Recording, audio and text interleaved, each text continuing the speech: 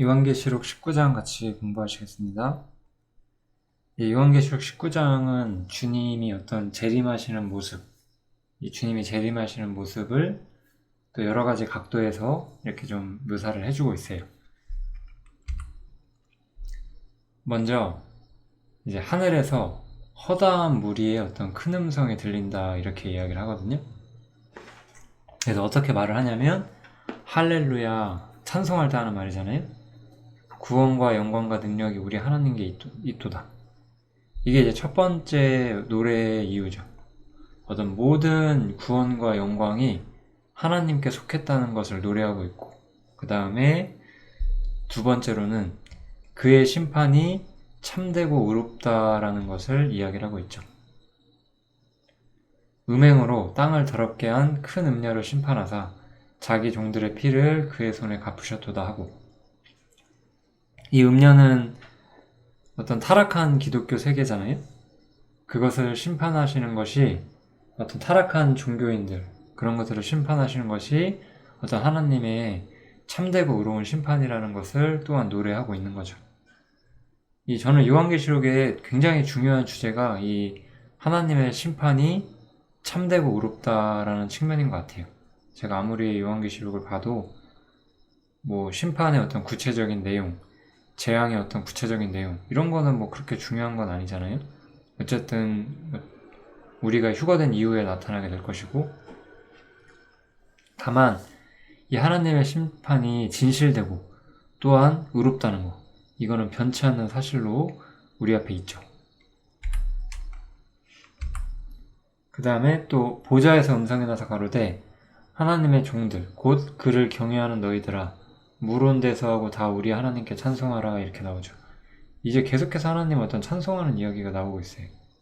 또 내가 들으니 허다한 물의 음성도 같고 많은 물소리도 같고 큰 뇌성도 같아서 가로되 할렐루야 우리 주 하나님 곧 전능하신 이가 통치하시도다, 이렇게 말을 하죠.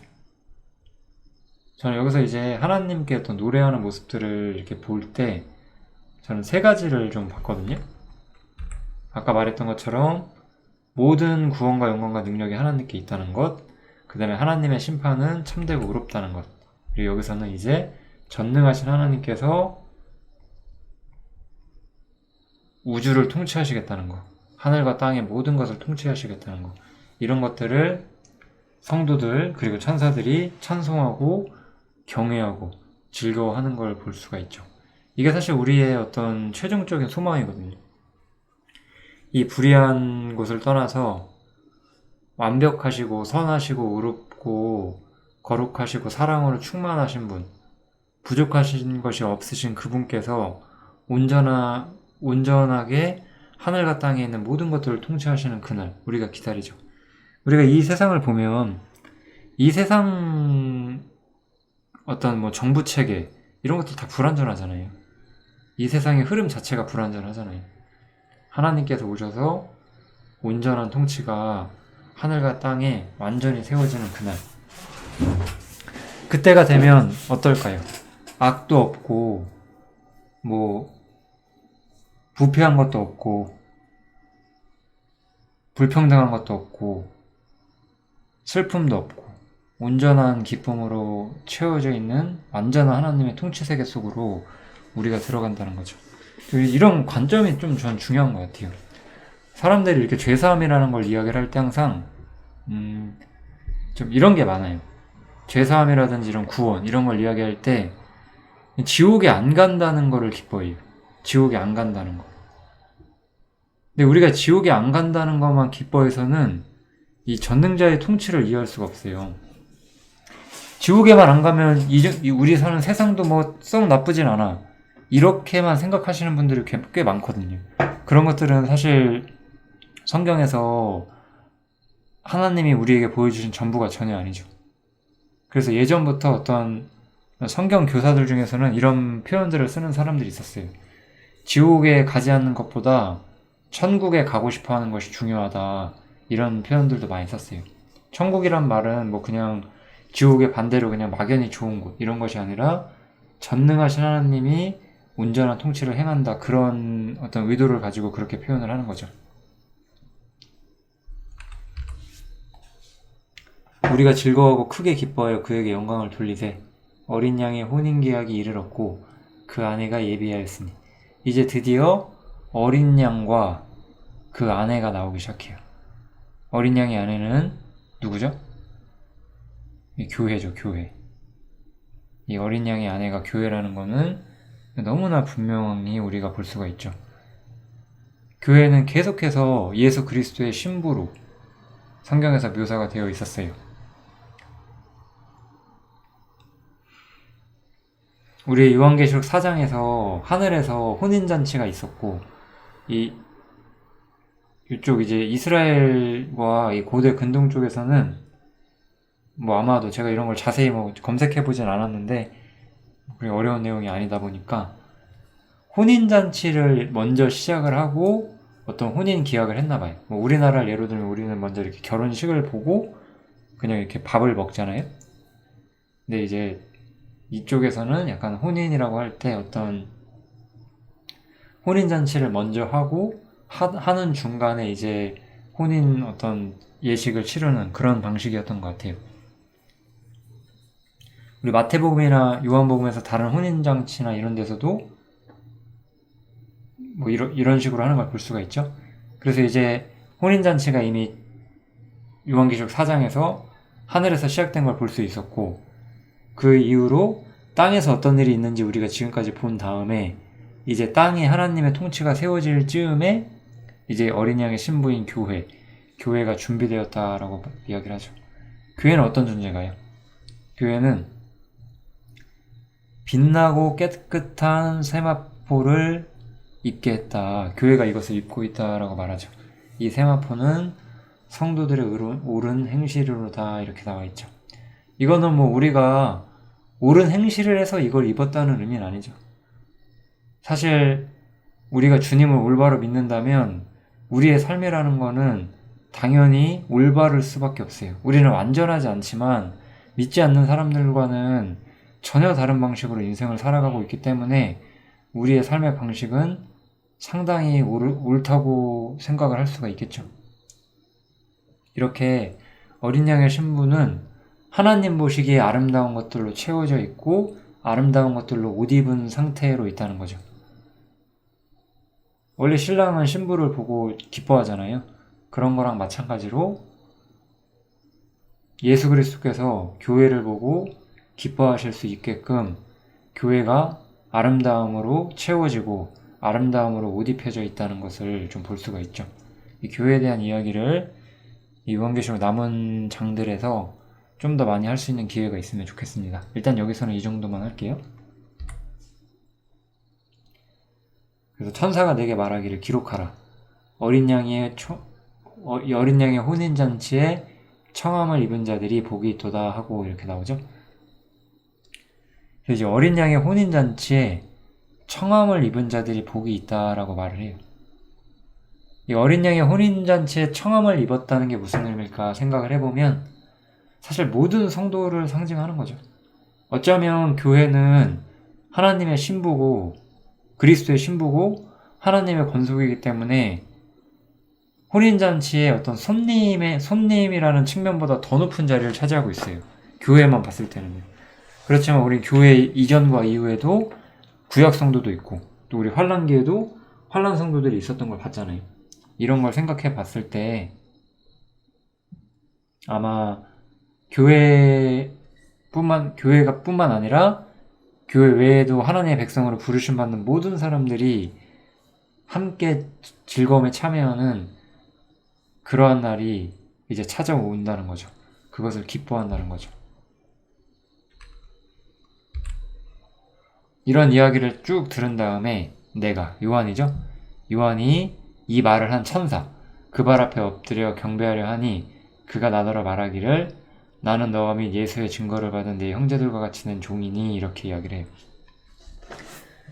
우리 하나님께서 세상을 통치하실 때 천사는 하나님의 통치와 그 하나님의 명령을 어떤 수행하는 어떤 높은 위격에 있는 어떤 영적 존재로서 사람들에게 어느 정도 숭배를 받았어요. 우리가 뭐 하나님처럼 섬기는 건 아니지만 천사들이 어떤 여러 가지 하나님의 사역을 하러 사람들 앞에 왔을 때 사람들은 그 천사에게 하나님을 대신해서 무릎을 꿇었죠. 그런데 이제는 이 땅에서의 일이 끝나가는 시점이고, 그때 이제 더 이상 천사는 자기에게 경배하지 말라고 이야기를 해요. 왜냐면 나는 종일 뿐이다 이거죠. 이제 오직 하나님께 경배하라 라고 말을 하는 거예요. 이제 오직 하나님만 찬송을 받고 하나님의 백성들과 교회와 그리고 하나님의 섬기는 영들, 이 천사들이 모두 오직 하나님만을 경배하는 그 최종적인 세상이 우리에게 찾아오고 있는 거죠. 천사는 오직 섬기는 영이죠. 히브리서 1장에서도 이 이야기를 하고 있죠. 천사는 오직 섬기는 영이라는 이야기를 히브리서에서 하면서 예수님이 천사보다 더 높으신 분이다 라고 이야기를 하죠. 이제 예수님의 재림에 대한 묘사를 또 사도 요한이 보게 돼요. 또 내가 하늘이 열린 것을 보니 백마와 백마를 탄 자가 있대요.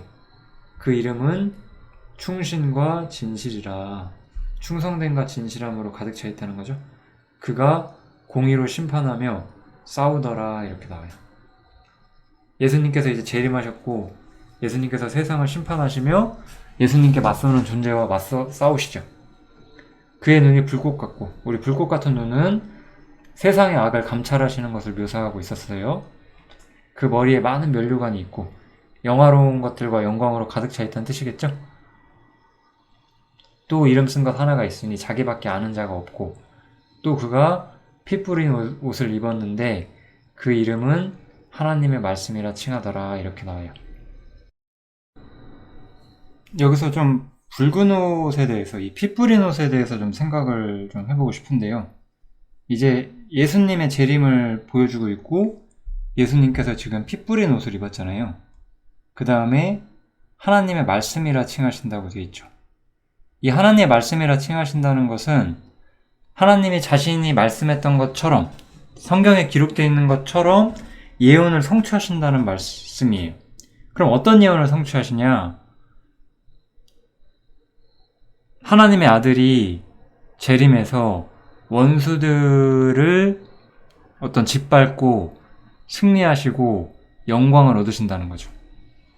그래서 이것은 여기서 나오는 피 뿌린 옷이라는 표현은 아마 그냥 우리가 사실 그냥 무심코 보면 이렇게 예수님께서 우리를 위해 흘리신 보혈 이런 느낌일 수 있는데, 아마도 이 구절은 이사야 성경에 나오는 그 하나님의 심판의 어떤 모습을 상징하는 것 같아요. 제가 보기에는 이 이사야 63장에 보면 만민 중에 나와 함께한 자가 없이 내가 홀로 포도즙 틀을 밟았는데 내가 노함을 인하여 무리를 밟았고 분함을 인하여 짓밟았으므로 그들의 선혈이 내 옷에 튀어 내 의복을 다 더럽혔음이니 이는 내 원수 갚는 날이 내 마음에 있고 내 구속할 해가 왔으나, 이런 식으로 나오죠. 그래서 이제 여기서는 어떤 다른 존재가 어떤 폭력을 써서 피를 묻히고 있는 건데, 그렇게 할 분은 바로 자신이다라는 표현이잖아요. 그래서 이렇게 세상을 심판하시는 분으로서 예수님의 모습이 나오죠. 그런데 이제 우리가 이걸 보면 제가 이제 다시 한번 정리를 해드리고 싶은 주제가 하나 있는데, 우리가 성경에서 크게 2번의 좀 심판을 보거든요. 이렇게 좀 자세히 보면 3번으로 봐도 되고, 그냥 좀 크게 봤을 때 2번이라고 보는데, 이 지상재림할 때 심판을 보게 되고, 우리가 보편적으로 맨 마지막에 그 백보자 심판이라고 해서 모든 죽은 자의 영혼이 육신을 입고 부활해서 하나님 앞에서 자기 행한 대로 심판을 받는 그거는 인간이 어떻게 할 수 없는, 그냥 창조주 앞에 우리가 서는 심판이잖아요. 물론 우리는 서지 않겠죠. 믿지 않는 자들이 서게 되겠죠. 그렇지만 여기 나오는 예수님이 지상재림할 때 나타나는 심판은 그런 방식의 심판하고는 조금 다르죠. 여기서 나오는 심판은 전쟁과 승리를 통해서, 그러니까 이쪽 인간들의 입장에서는 전쟁에서 짐으로써 심판을 당하는 거예요. 그 요한계시록 21장, 22장에 나오는 그 심판과는 조금 어떤 느낌이 다르다는 거. 여기서 우리는 요한계시록 전장에서도 봤고 이 뒤에도 보게 될 텐데, 그 하늘에 있는 군대를 가지고, 주님께서 하늘에 있는 군대를 가지고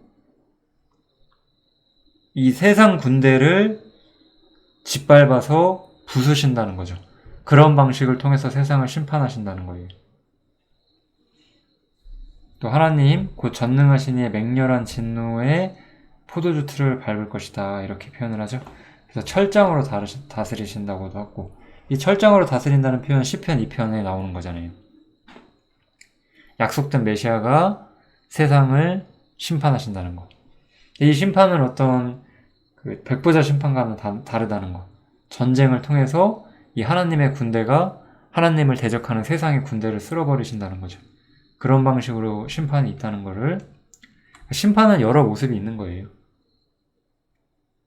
여기서는 어떤 전쟁에서 패배하는 모습으로, 우리 바로를 보면, 모세를 추격했던 바로를 보면 그 일종의 전쟁이었잖아요. 그들은 전쟁에서 어떤 하나님의 어떤 섭리로 인해서 지게 되는 거죠. 그리고 이제 여호수아와 그 군대가 가나안 땅에 들어갈 때도 전쟁에서 이기고 들어가죠. 우리 구약성에 보면은 전쟁은 여호와께 속하였다, 이런 표현이 있어요. 전쟁에서 승리하시는 것을 통해서 주님은 세상을 심판하신다는 거예요. 그렇기 때문에 그 옷과 그 다리에 이름 쓴 것이 있는데 만왕의 왕이요 만주의 주시다, 이렇게 써있죠. 이 만왕의 왕, 만주의 주는 어떤 표현이냐, 바로 온 세상 왕들의 왕이 되시고 온 세상 어떤 높은 자들 중에 높은 자가 되신다는 거죠. 하나님께서 모든 통치권을 다 취하시겠다는 거예요. 예수님께서 이 세상의 모든 권세를 다 장악하신다는 거죠.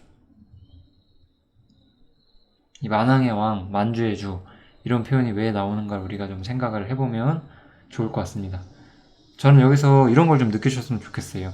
그냥 어떤 굉장히 우리의 삶과는 먼 막연한 세계인 천국과 지옥, 이런 것이 아니라 통치. 항상 우리가 성경을 이해하는데 굉장히 좀 관심 갖고 봐야 되는 단어 중 하나가 통치예요. 하나님께서 온전한 통치자로서 쓰시겠다는 거예요. 지금 온 세상은 불완전한 통치자들로 가득하잖아요. 우리 저기 뭐 미국이나 중국이나 일본이나 뭐 유럽에 수많은 뭐 정상들이 있잖아요. 대통령, 뭐 총리. 근데 다 희한한 사람들 많잖아요. 그런 어떤 뭔가 불완전하고 불의한 그런 통치자들은 다 사라지고 온전한 왕이 서는 거죠.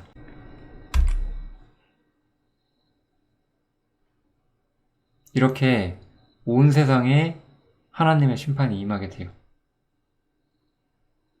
내가 보니 한 천사가 해에 서서 공중에 나는 모든 새를 향하여 큰 음성으로 외쳐 가로되 와서 하나님의 큰 잔치에 모여 왕들의 고기와 장군들의 고기와 장사들의 고기와 말들과 그 탄자들의 고기와 자유한 자들이나 종들이나 모른 데서 하고 모든 자의 고기를 먹으라 하더라. 이 세상의 군대와 세상 사람들은 이 하나님의 심판에 완전히 패배하게 되고 많은 사람들이 죽게 될 것이고 그들의 시체가 어떤 공중을 나는 새들의 어떤 고기가 될 것이다, 이렇게 이야기를 하는 거죠. 하나님의 심판은 세상에 가차없이 떨어져요. 전쟁이라는 것을 통해서 그들의 어떤 모든 것을 파괴시키시는 거죠.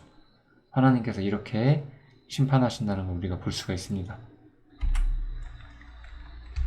다시 한번 이제 이 마지막 심판과 전쟁에 대한 모습을 좀 묘사하고 있는데, 또 내가 봄에 짐승과 땅의 임금들과 그 군대들이 모여 그 말 탄 자와 그의 군대로 더불어 전쟁을 일으키려다.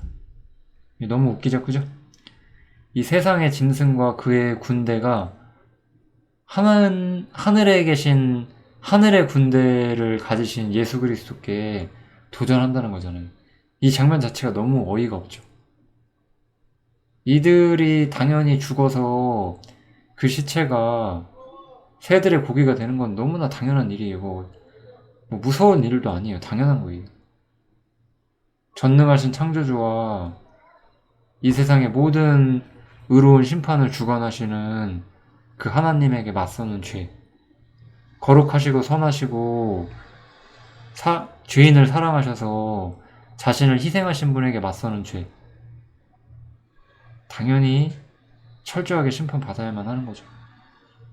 이 전쟁에서 승리하시는 식으로 나타나는 심판이라고 제가 말씀드리고 있잖아요. 그런 모습들이 굉장히 좀 정확하게 나오고 있습니다. 이 성경에서. 그래서 이 주님께 맞서는 세상 권력, 이런 부분들이 좀 많이 나오고 있고요. 물론 이들은 지죠. 그래서 짐승은 잡히게 되고, 이적을 행하던 거짓 선지자, 요한계시록 13장에 나왔던 사람들이죠. 이들도 잡혀요. 이 둘이 산채로 유황 불 붙는 못에 던지고, 그래서 이들은 여기서 바로 잡혀서 산채로 유황 불 붙는 못, 어떤 지옥의 모습이 나오고 있죠.